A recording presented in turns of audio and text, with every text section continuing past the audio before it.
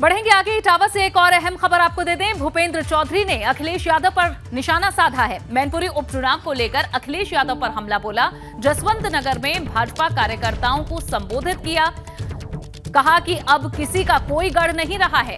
सपा को भ्रम है कि ये क्षेत्र उनका गढ़ है। जिस दिन मतगणना होगी इतिहास बदल जाएगा। भाजपा प्रदेश अध्यक्ष का ये कहना है। अखिलेश यादव पर निशाना साधा। कहा कि ये क्षेत्र उनका गढ़ नहीं है। जनता प्रदेश की और देश की भारतीय जनता पार्टी की विचारधारा के साथ जुड़ी है। मैनपुरी में भी इतिहास बदलेगा। निश्चित रूप से आने वाली 5 तारीख को जसवंत नगर सहित 5 विधानसभा की सीटें मैनपुरी की भाजपा जीतेगी, बड़े अंतर से जीतेगी। हम लोगों ने पूरी तैयारी की है। घर घर जाएंगे, अपनी सरकार का रिपोर्ट कार्ड जनता के बीच में रखेंगे और उन्होंने जो कर्म किए हैं 2012 से 17 तक के, उनके भी जनता के सामने रखेंगे। तो निश्चित रूप से मुझे विश्वास है कि अब जो लोग हमारे बड़े बड़े नेता उपचुनावों में नहीं जाते थे, आज घर घर घूम रहे हैं, गली गली घूम रहे हैं। ये भारतीय जनता पार्टी की और भारतीय जनता पार्टी के कार्यकर्ताओं की बढ़ती हुई ताकत का ही परिणाम है। और समाजवादी पार्टी मैनपुरी में अपनी हार सुनिश्चित मान चुकी है और उसी के भय से घर घर घूम रहे हैं लोग। वहीं मैनपुरी में सपा कार्यालय में अखिलेश यादव ने भी एक बैठक की। सपा कार्यालय में सैनिक प्रकोष्ठ के साथ ये बैठक रखी गई, जिसमें कार्यकर्ताओं के साथ चुनावी रणनीति पर चर्चा भी हुई। एक और बड़ी खबर, सपा कार्यालय पर सैनिक प्रकोष्ठ के साथ बैठक रखी गई थी। मैनपुरी में सपा कार्यालय पर अखिलेश यादव ने ये बैठक ली।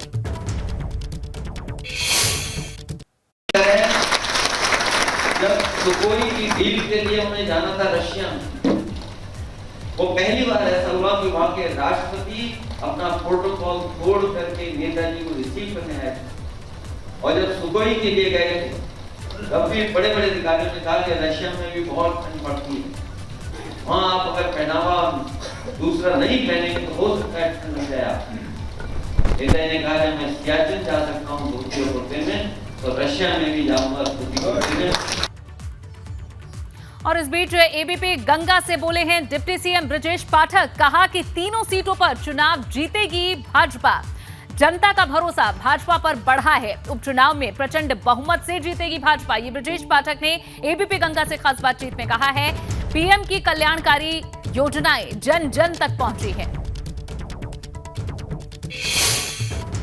वैसे तो प्रदेश में 3 सीटों पर उपचुनाव हो रहे हैं, जिसमें एक लोकसभा की सीट है, 2 विधानसभा की है। लेकिन अगर समाजवादी पार्टी की बात करें तो सबसे ज़्यादा फोकस जो है वो मैनपुरी और रामपुर की सीट पर ही नजर आ रहा है। खतौली को लेकर सपा की उतनी सक्रियता नहीं दिख रही है। वहीं भाजपा तीनों सीटों पर पूरी ताकत के साथ में जुटी हुई है। चाहे मुख्यमंत्री की बात करें, भाजपा प्रदेश अध्यक्ष, डिप्टी सीएम या अन्य पूरा जो मंत्रिमंडल है वो पूरी तरह से जुटा हुआ है इन तीनों सीटों पर। हमारे साथ में डिप्टी सीएम ब्रजेश पाठक जी हैं। सर, उपचुनाव 3 सीटों पर, लेकिन सपा का फोकस मैनपुरी और रामपुर पर ज़्यादा दिख रहा है। खतौली पर तीनों सीटों पर चुनाव जीतेंगे और कहीं कोई दिक्कत नहीं है। भारतीय जनता पार्टी के कार्यकर्ता बड़ी तेजी के साथ आदरणीय प्रधानमंत्री जी की जन कल्याणकारी कार्यक्रमों को लेकर के, लॉ एंड ऑर्डर यूपी को लेकर के, मुख्यमंत्री जी की योजनाओं को लेकर चुनाव मैदान में है और जनता का भरोसा बीजेपी पर बढ़ा है। कमल ही खिलेगा और कमल ही जीतेगा। सपा का फोकस मैनपुरी रामपुर पर ही ज्यादा क्यों? खतौली पर है, ये उनका विषय है। मेरा विषय ये है कि हम चुनाव जीतेंगे, तीनों उपचुनाव। और इस बीच एक बड़ी खबर दिल्ली से आपको दे दें। छावला रेप केस के दोषियों को बरी करने का मामला, जिसमें केंद्र सरकार ने सुप्रीम कोर्ट में पुनर्विचार याचिका दाखिल करने को मंजूरी दी है। 1 या 2 दिन में दायर हो जाएगी ये पुनर्विचार याचिका। छावला रेप केस के दोषियों को बरी करने का मामला, जिसमें केंद्र सरकार ने सुप्रीम कोर्ट में पुनर्विचार याचिका दाखिल करने को मंजूरी दी है।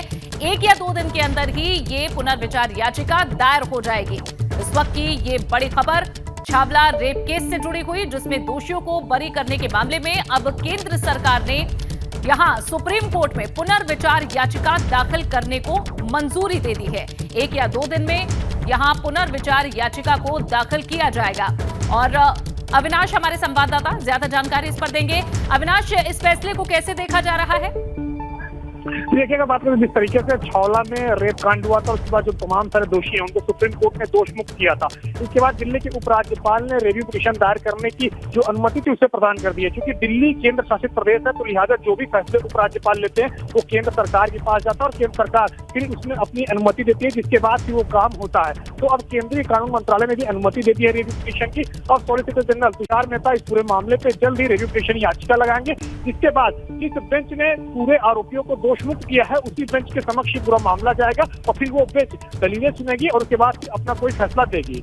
बिल्कुल। और अविनाश, जब ये फैसला सामने आया था सुप्रीम कोर्ट का, तो जो पीड़ित पक्ष का परिवार है उन्होंने इसका विरोध जताया था और अपनी नाखुशी इससे जाहिर की थी। जाहिर है कि उन्हें एक राहत इससे थोड़ी मिली होगी। ये जाहिर तौर से बात है कि जिस तरीके से जो पीड़िता का परिवार था वो लगातार सुप्रीम कोर्ट के फैसले से नाखुश दिखा रहा था और इसी को लेकर के लगातार वो तमाम सारे राजनेताओं से मुलाकात भी कर रहा था। उत्तराखंड के मुख्यमंत्री पुष्कर सिंह धामी से मुलाकात की थी और उनसे भी मदद का सहयोग मांगा था। इसके बाद अगर बात करें तो दिल्ली के उपराज्यपाल ने निर्णय लिया है, अब जल्दी फिर से सुप्रीम कोर्ट में एक बार सुनवाई होगी। ठीक, अविनाश शुक्रिया इस जानकारी के लिए। शामली से खबर, जहां बिजली विभाग के कर्मचारियों से मारपीट का मामला सामने आया है। निजी नलकूप पर मीटर लगाने गए थे कर्मचारी, दबंगों ने कर्मचारियों को दौड़ा कर पीटा है। ये तस्वीरें भी आप देख रहे हैं, जहां बिजली विभाग के कर्मचारियों ने अब इसके खिलाफ शिकायत भी दर्ज करा दी है। निजी नलकूप पर मीटर लगाने के लिए कर्मचारी पहुंचे थे, लेकिन दबंगों ने किस तरह से बिजली विभाग के कर्मचारियों के साथ अभद्रता की, उन्हें पीटा। इसकी तस्वीरें आपके सामने। फिलहाल कर्मचारियों की शिकायत पर अब केस दर्ज करा दिया है। शामली से ये तस्वीरें सामने आई हैं, जहां बिजली विभाग के कर्मचारियों को दौड़ा कर पीटा गया है।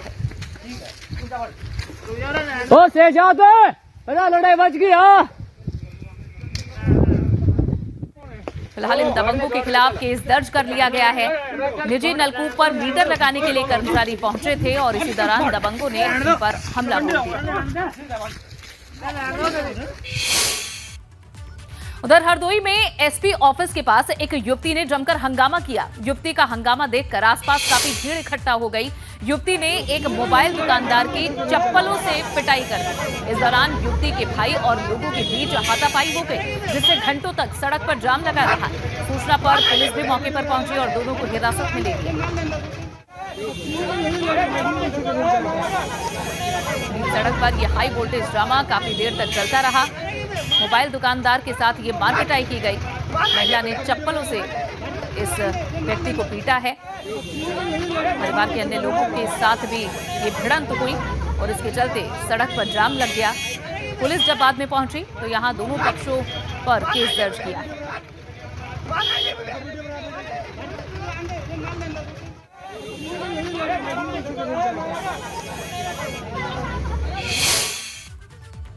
और अब शामली से एक और अहम जानकारी मिल रही है। भाजपा नेता अरविंद संगल को कोर्ट ने जेल भेजा है। SC/ST के मुकदमे में जारी हुआ था गैर जमानती वारंट। भाजपा नेता वकील के साथ कोर्ट में पेश हुए थे। भाजपा नेता की जमानत याचिका को कोर्ट ने खारिज कर दिया। ये बड़ी खबर आपको दे रहे हैं शामली से, जहां भाजपा के नेता अरविंद संगल को कोर्ट ने जेल भेज दिया है। SC/ST के मुकदमे में उनके खिलाफ गैर जमानती वारंट जारी हुआ था। भाजपा नेता वकील के साथ कोर्ट में पेश हुए थे और कोर्ट ने उनकी याचिका को खारिज कर दिया। भाजपा नेता ने जमानत याचिका लगाई थी, लेकिन कोर्ट ने इसे खारिज कर जेल भेज दिया।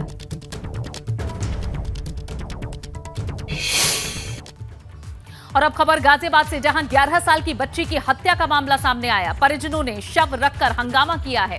पुलिस पर लापरवाही का आरोप परिजन लगा रहे हैं। पुलिस ने मामले में अब 3 आरोपियों को गिरफ्तार किया है। एक आरोपी अभी भी फरार चल रहा है। परिवार के लोगों की शिकायत है कि पुलिस ठीक ढंग से इस मामले की तफ्तीश नहीं कर रही है। शव को बीच सड़क पर रखकर हंगामा किया गया। एक आरोपी अभी भी फरार है और परिजनों की तरफ से मांग है कि जल्द से जल्द सभी आरोपियों को गिरफ्तार किया जाए। 11 साल की बच्ची की मौत का ये मामला है और शक्ति हमारे संवाददाता ज्यादा जानकारी देंगे। शक्ति, क्या अभी भी ये हंगामा जारी है? परिजनों की मांग क्या है? देखिए, अब कोई हंगामा जारी नहीं है क्योंकि इस पूरे मामले का खुलासा हो गया है और इसमें 3 आरोपी जो हैं वो पुलिस ने गिरफ्तार कर लिए हैं। जो बबलू है, बबलू पड़ोसी है और बबलू के द्वारा ही ये पूरा षड्यंत्र रचा गया था। उसने एक साथी है उसका अमित, उसे हायर किया। वहीं 2 और लोग हैं जिन्हें हायर किया गया। तो उसमें 3 आरोपी जो हैं वो पुलिस ने गिरफ्तार कर लिए हैं और गिरफ्तार करने के बाद उन सभी को जेल भेज दिया गया। जो एक बदमाश जो है वो फरार है। फरार पर 25,000 रुपए का इनाम घोषित कर दिया गया। लेकिन जिस तरह का ये मामला था, सनसनीखेज मामला है और एक बच्ची का पहले अपहरण होता है। अपहरण होने के बाद 30 लाख की फिरौती मांगी गई और फिरौती मांगने के बाद बुलंदशहर में ले जाकर उसकी हत्या कर दी। ये बहुत ही एक बड़ा मामला है जिससे कि एक देखा जाए तो उस क्षेत्र में एक दहशत का माहौल, क्योंकि एक बच्ची को ले जाना, फिरौती मांगना और फिर उसकी हत्या कर देना। तो इस पूरे मामले को हालांकि पुलिस ने सुलझा जरूर लिया है, लेकिन पुलिस के सामने सबसे बड़ी चुनौती ये है कि किस तरह से अभी भी जो बदमाश है, जो इस तरह के लोग हैं, वो अभी भी नहीं मानते, इतना बड़ा क्राइम करने से पहले सोच नहीं रहे। क्योंकि उत्तर प्रदेश में इस समय बदमाशों के खिलाफ एक कहे तो एक अभियान चल रहा है, उन्हें एनकाउंटर किया जा रहा है, मुठभेड़ की जा रही है। उसके बावजूद भी इस तरह के लोग आज भी हमारे नजदीकी कहीं ना कहीं ऐसी ये रह रहे हैं कि जो कि ऐसी घटनाओं को अंजाम दे रहे हैं। जो ये मेन जो बबलू है, बबलू को पता था कि जो बच्ची थी, 11 वर्षीय बच्ची थी, वो अपनी नानी के पास रहा करती थी और नाना के 28 लाख रुपए के चेक आने थे, यानी कि उसे पता था कि इनके पास 28 से 30 लाख रुपए आने वाले हैं। तो जानबूझकर किया गया, ये सारी जानकारी ये जो अपहरण करता है उनके पास थी और पैसे नहीं मिले, इस वजह से बच्ची की हत्या कर दी गई। और अब देखना होगा कि शक्ति कब तक, वो जो एक व्यक्ति फरार है, जो बदमाश फरार है, उसे पुलिस कब तक पकड़ पाती है। शुक्रिया जानकारी के लिए। और लखनऊ से एक और बड़ी खबर आपको देते हैं। एलडीए की कार्रवाई का विरोध हुआ है। दिलीप सिंह बिष्ट की बिल्डिंग पर कार्रवाई करने टीम पहुंची थी, जहां किसान यूनियन के कार्यकर्ताओं ने विरोध जताया। एलडीए की टीम और बिल्डिंग मालिक के बीच नोकझोंक हुई। लखनऊ से ये तस्वीरें, जहां दिलीप सिंह बिष्ट की बिल्डिंग पर कार्रवाई करने टीम पहुंची और किसान यूनियन के कार्यकर्ताओं ने इसका विरोध जताया। एलडीए की टीम और बिल्डिंग मालिक के बीच इस दौरान नोकझोंक हुई।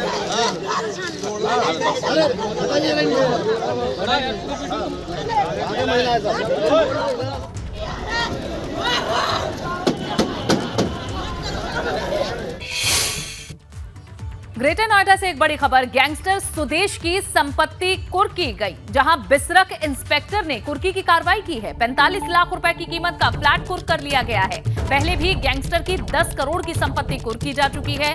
बादलपुर थाने में सुदेश के खिलाफ केस दर्ज है।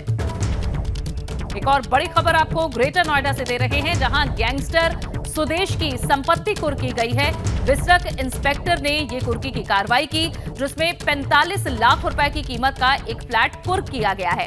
बता दें कि इससे पहले भी गैंगस्टर की 10 करोड़ की संपत्ति कुर्क की जा चुकी है। बादलपुर थाने में सुदेश के खिलाफ केस दर्ज है। ये एक्सक्लूसिव तस्वीरें जब पहुंची बिसरक इंस्पेक्टर की टीम कुर्की करने के लिए। गैंगस्टर सुदेश पर यह कार्रवाई की गई है। 10 करोड़ की संपत्ति पहले ही कुर्क की जा चुकी है और अब एक और 45 लाख रुपए की कीमत का फ्लैट कुर्क हुआ है।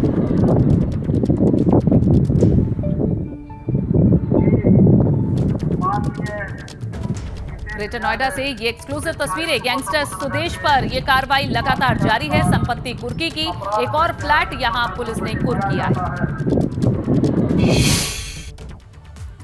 बढ़ेंगे आगे। प्रयागराज से एक खबर आपको दे दें। अतीक अहमद के खिलाफ बड़ी कार्रवाई, जहां ऑपरेशन माफिया के तहत 123 करोड़ की 2 संपत्ति कुर्क की गई है।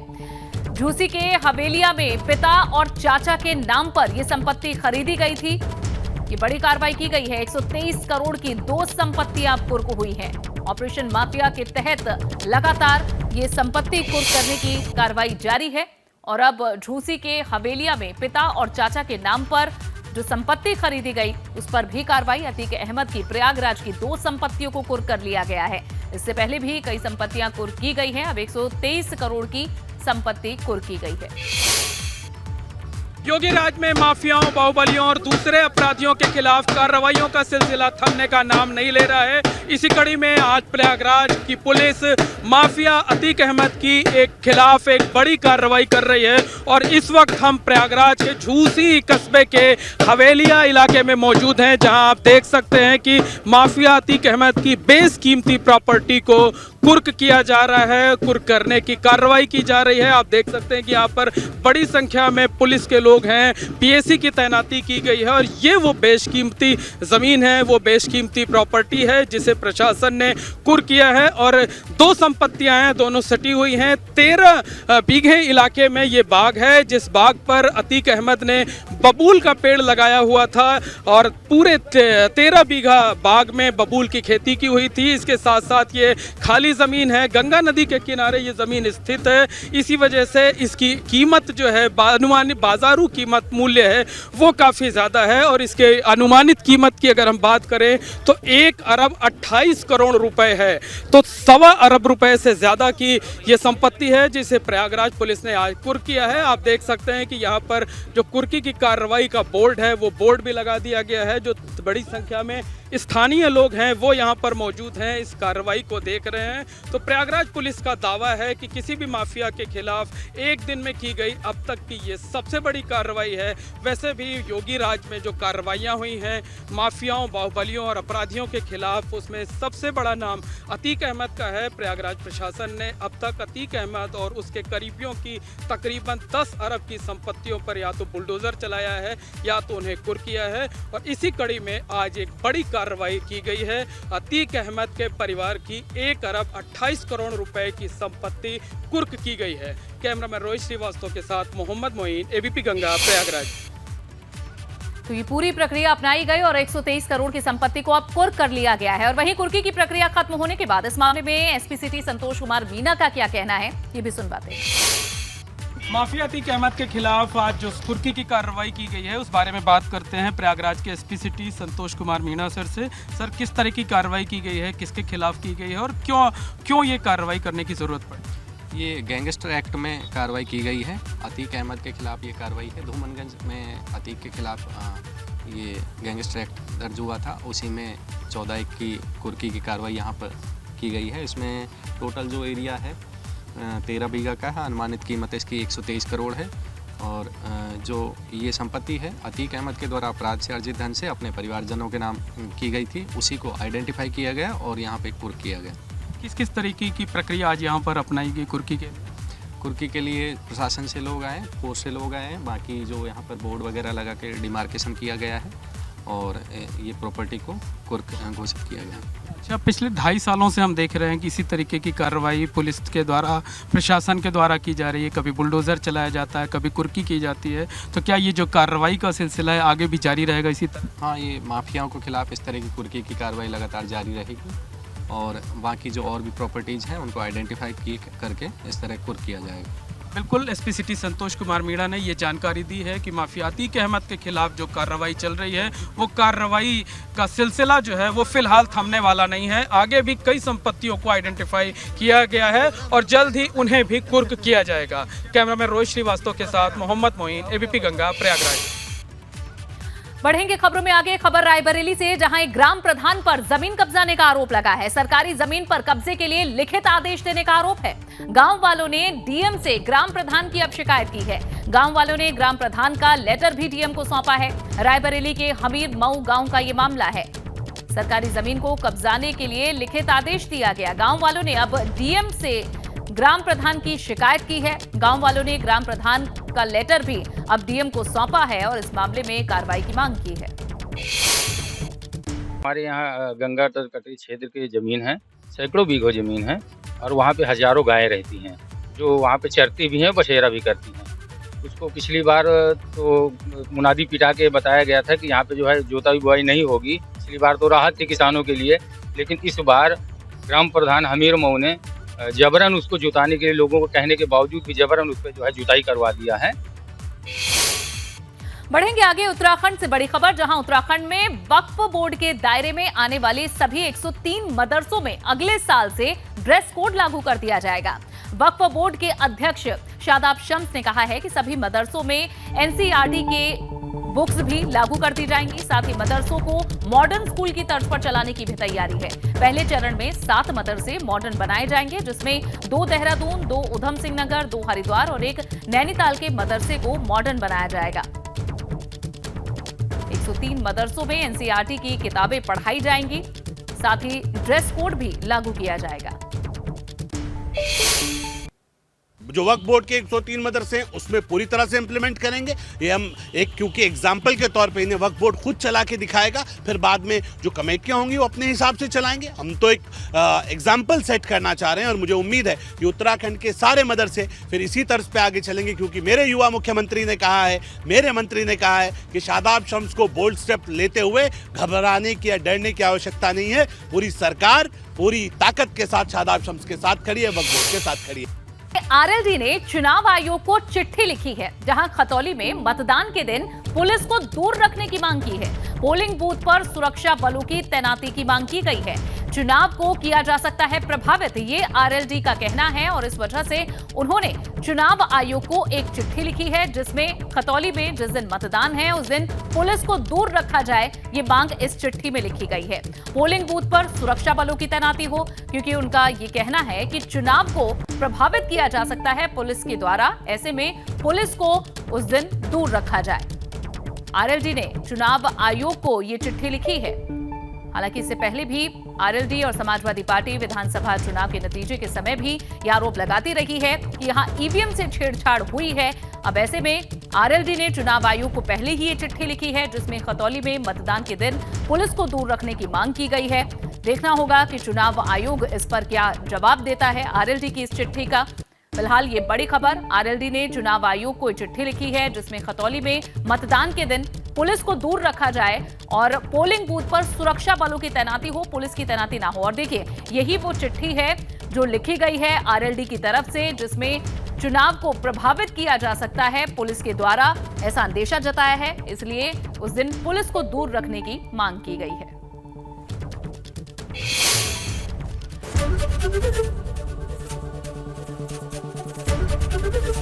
एबीपी गंगा, खबर आपकी, जुबान आपकी।